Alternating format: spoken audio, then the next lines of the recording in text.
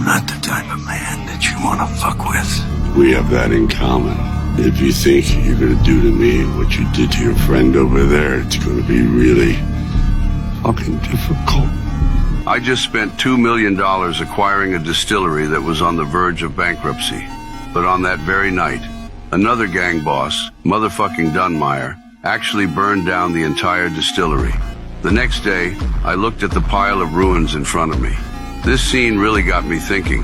I've said a lot of tough things before, but I've never done anything this twisted. This guy is truly vicious. The next day, at the distillery owner's funeral, I suddenly noticed that motherfucking Dunmeyer actually had the nerve to show up at the funeral, so I decided to have a good talk with him.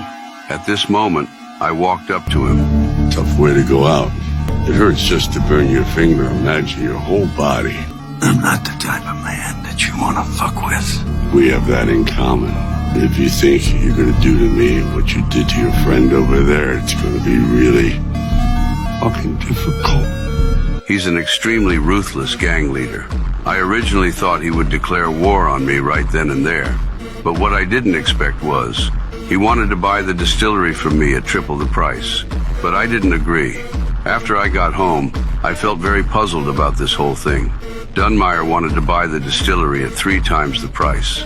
But this price was way beyond the distillery's value. To figure out his real purpose. The next day, I found the distillery owner's daughter, Cleo. I asked her what secret the distillery was actually hiding. She hesitated for a moment. Finally, she decided to tell me this secret. It turns out her family had been master distillers for 3 generations. Her family had a secret cellar, hiding a batch of 50-year-old premium whiskey. The value of this batch of whiskey was absolutely staggering. 50-year-old bourbon made by a master distiller, it doesn't get any rarer. My father made this with his father and grandfather, and this finish was the best of the best.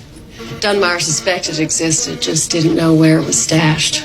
At this moment, I finally understood motherfucking Dunmeyer's real purpose. A single bottle from this cellar could sell for at least $5,000. There were at least 200 barrels here. 1 barrel holds 150 bottles. So the entire cellar's worth of whiskey could sell for at least $150 million. Oh my God, I'm about to become a top-tier millionaire. At this moment, one of my guys felt a bit confused about this. Look, I just don't get it. If it was so profitable, why did it go broke? Dunmeyer killed the competition, made sure every other distributor wouldn't touch us. It turns out this was all Dunmeyer's scheme. He banned all the distributors from selling the whiskey from here. Then he forced the distillery owner to sell him the distillery at an extremely low price. But he never expected. I acquired this distillery ahead of time. Now I need to figure out how to sell this whiskey.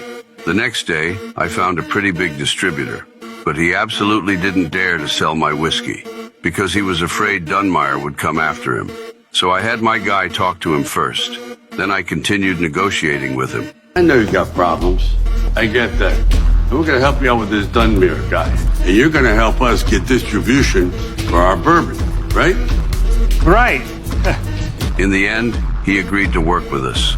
But the next day, Dunmeyer found this distributor. The distributor quickly apologized to him, but he still had his guys teach this distributor a harsh lesson. This motherfucker really is ruthless in how he does things. Not only that same night, he actually came straight to the bar and found me.